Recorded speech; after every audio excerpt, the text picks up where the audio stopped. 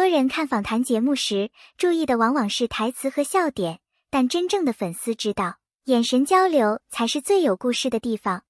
那天的访谈刚开场，王一博与肖战几乎在同一秒抬起头，目光短暂交汇。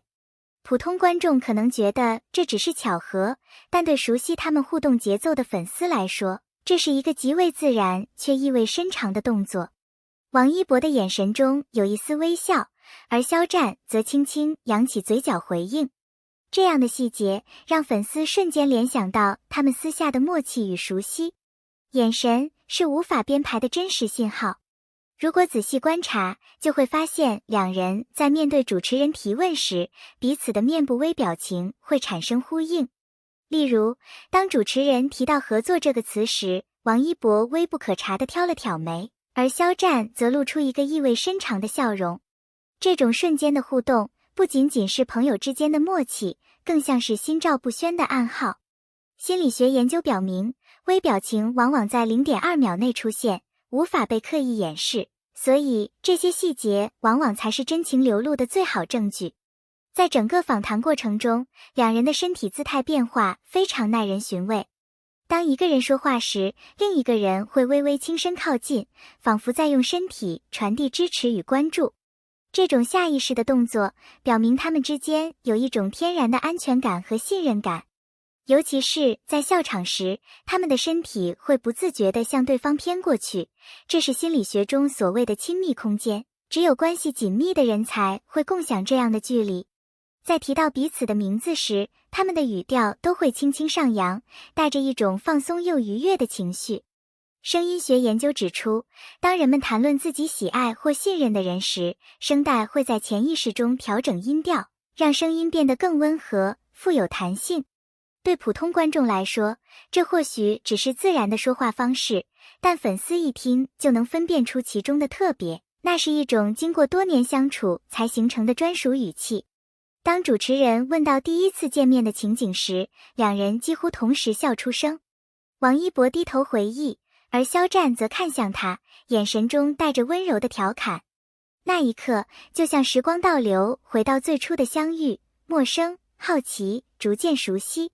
他们的笑不是简单的客套，而是经历过无数次回忆后依然真诚的情感流露。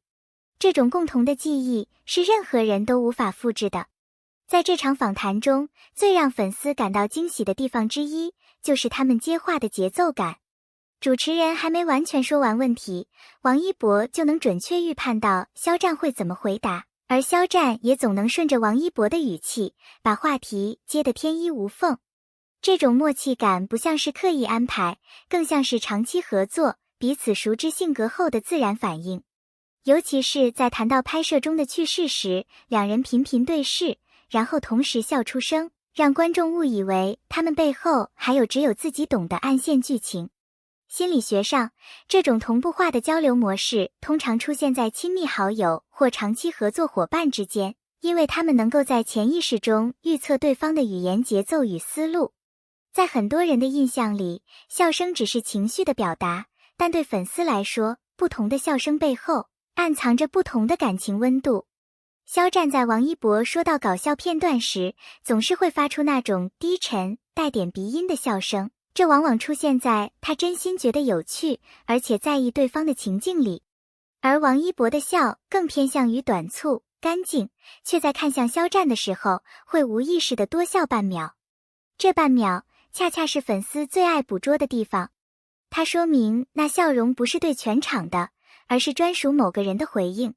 有一幕尤其让资深粉丝激动，肖战不经意地叫了王一博一个私下的昵称，虽然只有短短2个字，却引发了弹幕区的狂欢。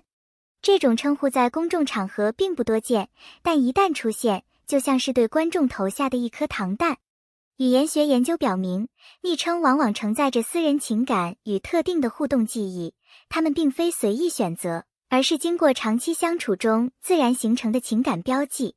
这种细节是外人无法复制的专属。访谈过程中有一个小插曲，主持人的提问让现场气氛一度有些尴尬。就在那一瞬间，王一博微微转头看向肖战，表情带着一点安抚的意味，随后用一句轻松的话题巧妙地转移了注意力。粉丝立刻捕捉到这一幕，并在社交平台上热烈讨论，这是典型的保护型互动。心理学上，保护行为往往源于对对方处境的高度敏感，以及不希望他感到不适的本能反应。这种细腻的关心，不需要任何解释，就能让懂的人心头一暖。有细心的观众发现，在节目进入广告时间时，两人并没有各自玩手机，而是低声交谈，甚至还交换了一个心照不宣的微笑。这些发生在镜头切换间隙的瞬间，比台上的任何表演都真实。因为在没有镜头注视的情况下，人的肢体语言更放松，更接近本心。对粉丝而言，这种被偷看到的日常反而更有杀伤力，它让人相信，他们的默契不仅存在于舞台或剧组，而是延续到了生活的每一个角落。访谈中有几段内容很有意思，主持人提出问题后，肖战先开了个头，表达大致观点，然后王一博自然接过话，把内容补充完整。这种一人抛球、一人接球的交流模式非常流畅，没有丝毫抢话的尴尬感，反而让整个访谈像一场精心配合的双人舞。熟悉他们的粉丝都知道，这并不是第一次出现这样的情况，在过往的节目里，他们也多次展现这种互补型表达模式。这不仅是对彼此表达习惯的熟悉，更是一种无声的尊重，让对方先说完，自己再补充，而不是打断或抢话。在一次观众互动环节中，有粉丝喊出了很私密的问题，现场一时哄笑。王一博第一反应不是去回应粉丝，而是立刻看向肖战，像是在确认他的反应是否还好。等看到对方露出轻松的笑，他才配合着笑了出来。这种先确认对方安好再做反应的小细节，让很多粉丝感动不已。因为这种眼神交流并不是为了镜头，而是天然的保护本能，就像朋友在人群中先确认你没事，然后才继续玩乐。有个细节特别耐人寻味，在谈到工作压力时，肖战语速明显放慢，表情也变得严肃。王一博虽然没有插话，但他的身体微微前倾，并且轻轻点了2次头。这是典型的积极倾听姿态，表示我在认真听你说，并且我认同你的感受。这种无声的支持，比任何安慰的话都更有力量。